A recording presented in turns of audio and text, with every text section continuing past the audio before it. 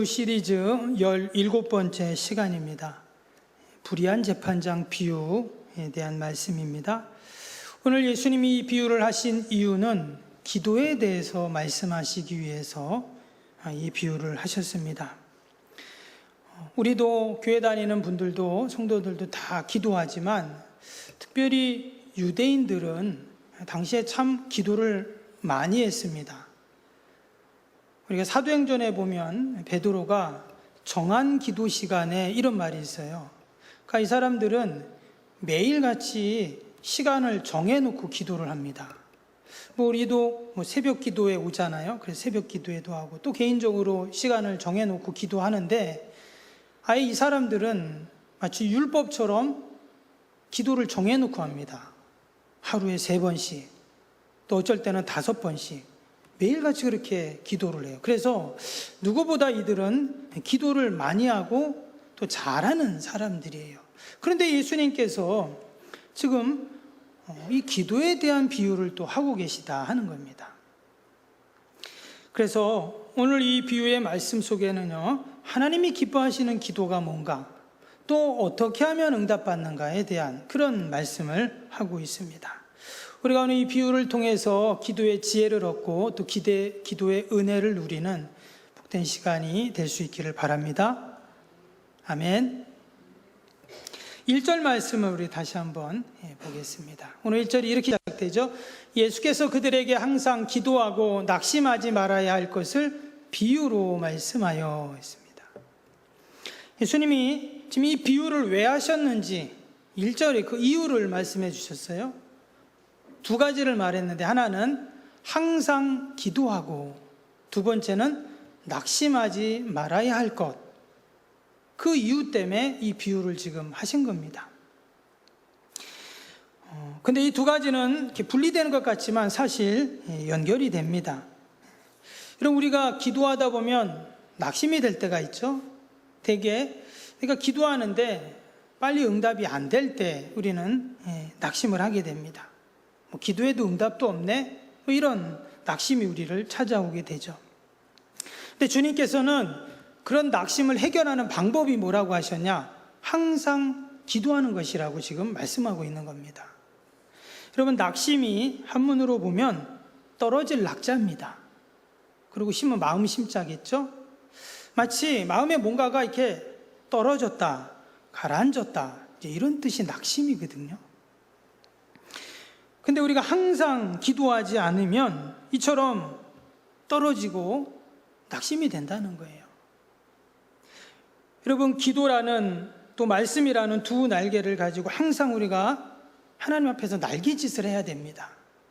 근데 새가 여러분 날개짓을 하지 않으면 어떻게 될까요?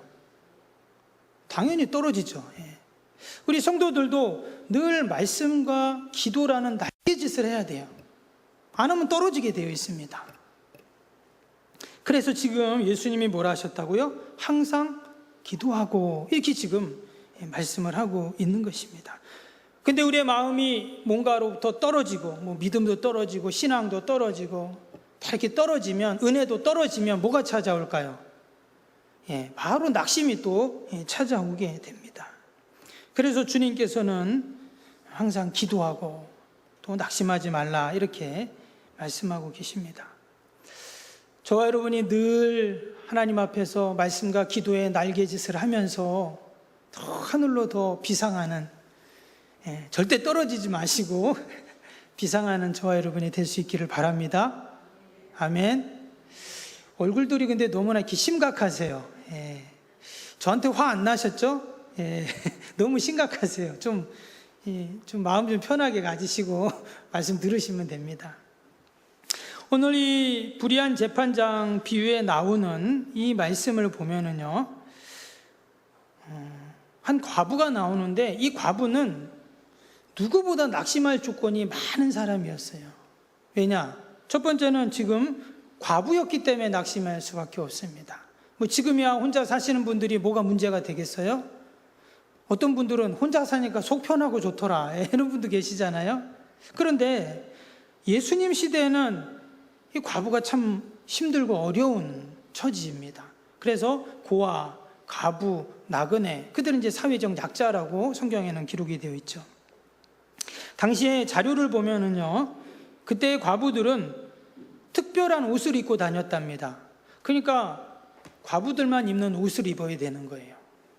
금방 티가 나겠죠? 화장도 못합니다. 치장도 할 수 없고 재혼도 할 수 없습니다. 또 자녀를 혼자 키우는데 상당한 제약이 있어요.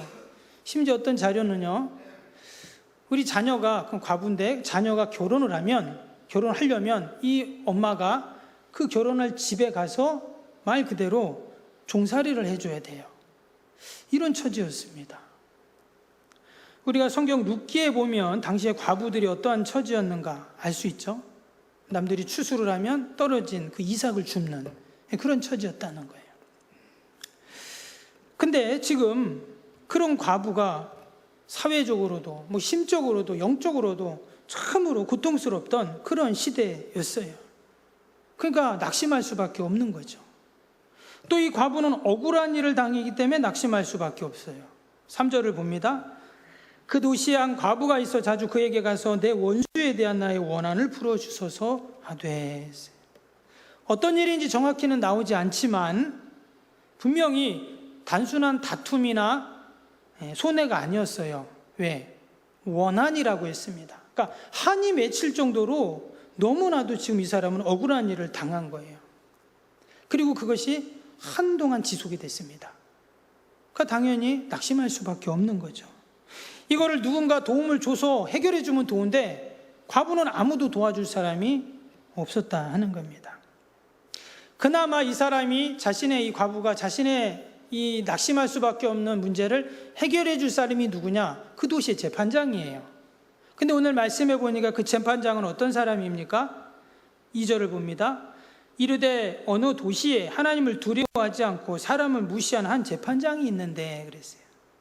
지금 이 과부의 낙심한 문제를 해결해 줄, 원한을 해결해 줄 사람이 딱 한 사람, 재판장인데 이 사람은 어떤 사람이냐? 하나님을 두려워하지 않고 사람을 무시하는 재판장이에요. 당시의 재판장은 두 종류의 사람입니다. 정치적인 재판장이 있었고 종교적인 재판장이 있어요. 종교적인 재판장은 제사장이나 당시 어떤 랍비들, 그런 사람들이 재판을 해줍니다. 정치적인 재판장은 당연히 그런 권력과 힘을, 세상적인 힘을 갖고 있는 사람이죠. 왕도 그런 걸 해주고 했어요. 근데 지금 이 사람은 하나님을 두려워하지 않는다 하니까 아마 정치적인 재판장일 확률이 많습니다. 그런데 이 사람은 사람을 무시한다는 거예요. 그러면 이 사람의 재판은 어떨까요? 한마디로 나한테 도움이 되고 유리한 사람은 재판을 잘해주고 그렇지 않은 사람은 무시하는 재판장이었다는 거예요. 그러면 당시의 과부는 모든 사람이 무시하는 사람인데 지금 이 재판장은 과부의 원한을 바르게 해결해 줄 수 없는 그런 사람이라는 거죠. 그러면 이 과부는 너무나 지금 낙심할 수밖에 없는 상황이에요.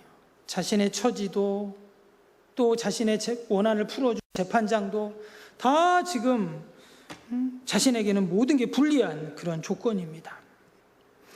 이런 지금 재판장에게 지금 이 과부가 찾아가서 자신의 원한을 좀 풀어달라 이렇게 지금 이야기를 하고 있어요.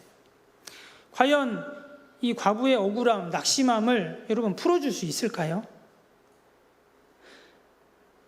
오늘 말씀에 이 과부는 지금 자신의 그 낙심할 수밖에 없는 원한을 풀기 위해서 지금 이 과부를, 이 재판장을 찾아갔는데 우리가 아는 것처럼 결론은 어떻겠습니까? 결론은 자신의 원한을 해결받았다는 거예요. 할렐루야. 분명히 불의한 재판장인데 지금 과부의 처한 상황이 너무나 최악의 조건인데 그 문제를 해결했어요. 여러분, 당시에 과부가 그 문제를 해결했다면 지금 저와 여러분이 갖고 있는 문제, 억울함들, 어려움들 여러분 능히 해결할 줄 믿습니다. 우리는 과부보다 훨씬 좋은 조건에 있어요. 우리의 문제를 해결해 줄 재판장은 불의한 재판장도 아니에요. 누굽니까? 선하신 재판장이시잖아요. 우리가 그 주님께 다 아뢰고 맡기면 우리 하나님께서 다 선하게 해결해 주실 줄로 믿습니다. 근데 이 과부가 그럼 어떻게 그 불의한 재판장에게 그 자신의 원한을 해결받을 수 있었는가? 오늘 3절 다시 봅니다. 3절 보니까 그 도시에 한 과부가 있어 자주 그에게 가서 내 원한에 대한 나의 원수에 대한 나의 원한을 풀어주소서 하되. 첫 번째는 자주라는 말이 나왔습니다. 시간만 되면 자주 갔다는 거예요. 밑에 또 나오죠. 5절에는 뭐라고 했어요? 과부가 나를 번거롭게 하니 그랬어요. 이 재판장이 한 말이에요. 하도 자주 오니까 너무 번거로운 거예요. 바쁜데. 7절에는 뭐라고 했어요? 7절에는 하물며 하나님께서 그 밤낮 부르짖는 자. 지금 이 여인이, 이 과부가 어떻게 불의한 재판장에게 해결을 받을 수 있었는가? 원한을 자주 번거롭게 자신의 원한을 풀어달라고 강청했다는 것입니다. 근데 여기서 여러분 자주, 번거롭게, 밤낮, 이 단어는 어떤 단어예요? 반복적인 단어잖아요. 자주 계속 왔다 갔다 했다. 밤낮 뭘 한다. 이게 반복이잖아요. 여러분, 반복은 다른 말로 하면 집중이거든요. 그래서 지금 이 과부는요, 자신의 문제를 해결하기 위해 어떻게 했냐? 반복하고 집중한 거예요. 자신의 처한 상황이 너무나 낙심할 수밖에 없고, 재판장도 불의한 재판장이지만 계속 반복하고 집중하니까 해결이 됐다는 거예요. 여러분, 그런 거 있죠? 처마 밑에서 물이 똑똑 떨어집니다. 근데 땅바닥이 어떻게 돼요? 파이잖아요. 그렇죠? 위에서 물이 떨어지는데 밑에 바위가 그냥 한 방울 두 방울 떨어지는가 봤더니 그 한 방울이 10방울, 100방울, 1000방울, 10,000방울이 되니까 나중에는 바위에 구멍이 나고 바위가 갈라지죠. 그게 바로 반복이고 집중이죠. 여러분, 우리가 기도할 때 그것을 많이 경험을 합니다. 여러분, 한 번의 기도는 어때요? 힘이 없어요.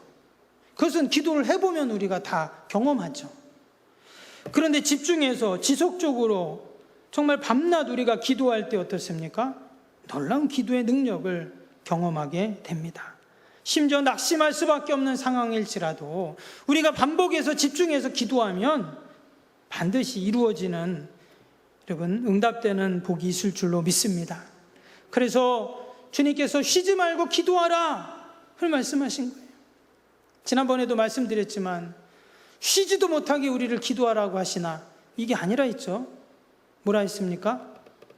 우리가 쉬지 않고 기도하면 하나님이 그래, 나도 쉬지 않고 응답해 줄게, 이 말씀이에요. 이거는. 그래서 우리가 늘 기도해야 하고 이 과부처럼 자주 또 밤낮 부르짖어야 하는 이유가 여기에 있는 것입니다. 우리는 여기서 과부의 열정, 간절함, 그 열심을 우리는 볼 수가 있습니다. 그러면서 우리는 이 여인이 정말 기도의 가치를 아는 여인이었구나를 배우게 돼요. 기도의 가치를. 여러분, 계속 자주 가서 강청해도 안 된다라고 생각하면 안 가는 거예요.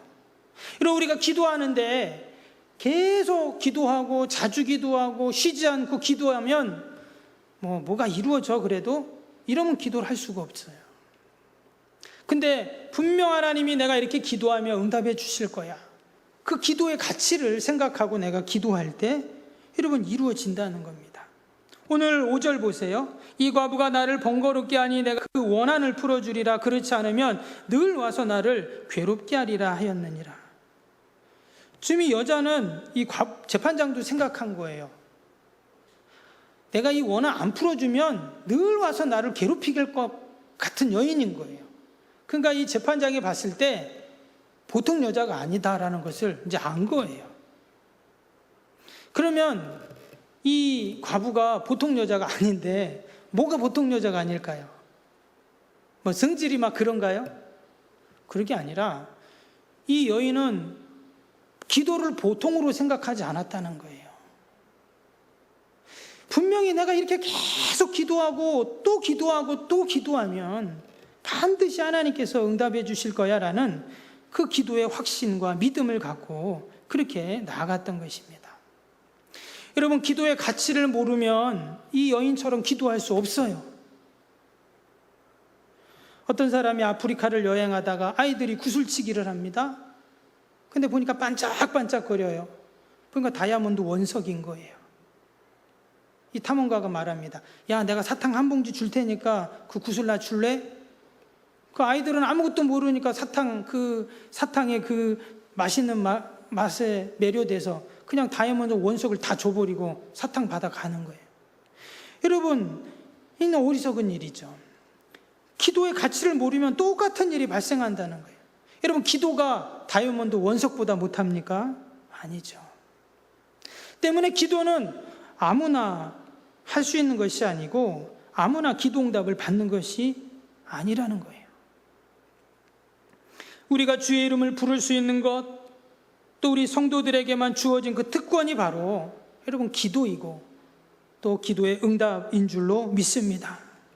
우리가 기도의 가치를 아는 기도의 용사들이 되어서 이 과부처럼 늘 기도할 때 여러분 하나님께서 반드시 응답해 주실 줄로 믿습니다.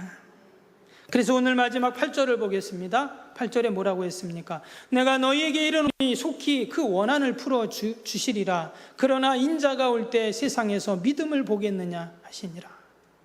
지금 기도를 쭉 얘기하시다가 마지막에는 믿음이라는 단어가 나왔습니다. 갑자기 기도 얘기를 하다가 왜 믿음이 나오는가? 근데 여러분, 기도와 믿음은 결코 무관한 얘기가 아니죠. 지금 이 과부가 불의한 재판장을 계속 찾아가고 번거롭게 했던 이유는 뭐냐? 바로 그 불의한 재판장만이 나의 원한을 풀어줄 사람이라는 믿음 때문이에요. 지금 과부의 문제를 원한을 풀어줄 사람 아무도 없어요. 있다면 그 사람을 찾아갑니다. 근데 지금 재판장밖에 없는데 그 재판장이 보니까 불의한 재판장이에요. 사람 무시하고 하나님 무시하고. 그런데도 내가 이 사람이 아니면은 뭐 어떻게 할 수가 없으니까 이 불의한 재판장이라도 이 사람이 나의 문제를 분명히 해결해 줄 것이라는 믿음을 갖고 지금 계속 간 거거든요. 여러분, 여기 아주 중요한 우리에게 주신 영적인 지혜가 이 안에 담겨 있습니다. 지금 이 여인이 지금 한두 번 가고 끝나지 않았죠? 성경에는 횟수는 안 나옵니다. 자주 갔다 그러고 번거롭게 했다고 지금 이렇게 지금 나오는데, 근데 이 여인은 한 번을 가든 10번을 가든 어떤 마음으로 갔어요? 믿음으로 간 거예요. 이 불의한 재판장이 내 문제를 해결해 줄 사람 이 사람밖에 없다라는 그 믿음을 갖고 간 거죠. 결국은 믿음이 응답을 받은 겁니다. 야고보서 1장 6절 8절 보면 오직 믿음으로 구하고 조금 의심하지 말라. 의심하는 자는 마치 바람에 밀려 요동하는 바다 물결 같으니 이런 사람은 무엇이든지 주께 얻기를 생각하지 말라. 두 마음을 품어 모든 일에 정함이 없는 자로다. 야고보서 기자는 조금도 의심하지 말고 믿어라 이렇게 말씀을 하고 있습니다. 여러분, 이 과부가 조금이라도 의심하지 않았을까요? 이 사람 불의한 재판장이라는데 이게 되겠어? 혹시 그런 마음이 생길 수도 있어요. 여러분, 그래도 이 여인에게는 갈 사람이 없어요. 해결해 줄 사람은 그 재판장밖에 없는 겁니다. 그럼 지금 나의 문제를 해결해 줄 분은 누구죠? 지금 나의 이 원한을 여러분 풀어줄 분이 누굽니까? 예수님인 줄 믿습니다. 남편도 아내도 자식도 무슨 내 친구도 이웃도 아니에요. 오직 이 문제를 해결해 주실 분은 주님이십니다. 여러분, 나에게 뭐 건강에 문제가 있습니다. 누가 고칩니까? 의사가 고치는 게 아니에요. 하나님께서 의사의 손을 통해 나를 고치시는 거죠. 물질 때문에 시험 받고 어려움이 있습니다. 여러분, 하나님께서 물질을 나한테 이렇게 모아 주셔야 돼요. 여러분, 자녀들, 하나님께서 우리의 자녀들의 앞길이 막히지 않도록 열어주셔야 되잖아요. 결국 이 문제를 다 해결해 주실 분은 누구냐? 만약에 이 여인에게 그 재판장이었던 것처럼 우리에게는 예수님이에요. 여러분, 우리가 이 믿음을 잃지 않고 늘 하나님 앞에 나아가야 할 줄로 믿습니다. 이 여인은 지금 재판장의 집 문 앞에 가서 원한을 풀어달라고 고함을 치르는 것이 아니었습니다. 아마도 이 여인은 그냥 맨날 재판장 집에 가서 좀 해결해 주세요, 풀어주세요. 그리고 맨날 그냥 거기 가서 죽치고 앉아 있었을 거예요. 오늘도 아무 말 안 하면 또 집에 갔다가 다음날 또 오는 거죠. 지금 이 여인의 모습은 겸손한 믿음의 모습이에요. 은혜와 긍휼을 구하는 모습이죠. 당신이 아니면 내 문제를 해결해 줄, 원한을 풀어줄 사람이 아무도 없는데 오늘 안 해주면 저 내일 또 옵니다. 오늘 안 하면 내일 또 옵니다. 이거예요. 결국은 때가 되매 지금 이 불의한 재판장은 어떻게 해결해 줬다고 했어요? 성가셔서 해결해 줬다 이렇게 말했어요. 근데 오늘 7절에 뭐라고 말씀하십니까? 하물며 하나님께서 그 밤낮 부르짖는 택한 자들의 원한을 풀어주시지 아니하겠느냐, 그들에게 오래 참으시겠느냐. 여러분, 우리가 이 말씀을 보면서 하나님의 다급함, 그 간절함, 탄식이 이 안에 담겨 있다는 것을 우리가 알 수가 있어요. 내가 오래 참겠냐는 거예요. 내가 그렇게 오래 참겠냐? 8절에는 뭐라 그래요? 너에게 이르노니 속히 그 원한을 풀어주리라. 여러분, 지금 우리의 문제만 다급한 것이 아니라 지금 하나님도 다급하게 응답해 주시겠다 하는 거예요. 내가 오래 참겠냐? 7절에 그랬어요. 지금 주님이 느긋하게 하시는 말씀이 아니라는 거예요. 내가 속히, 내가 당장, 내가 필요한 대로 내가 그렇게 반드시 해결해 줄게 하는 말씀. 마치 아이를 업고 응급실로 달려가는 아버지처럼 내가 그렇게 응답해 주겠다. 그럼 우리에게 뭐가 필요합니까?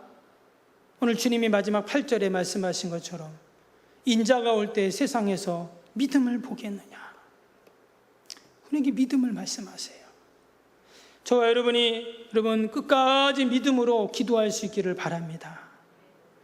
끝까지 우리가 믿음으로 하나님 앞에 나아가서 여러분 다 응답받고 늘 하나님께 영광을 돌리는 저와 여러분이 되기를 주님의 이름으로 축복합니다.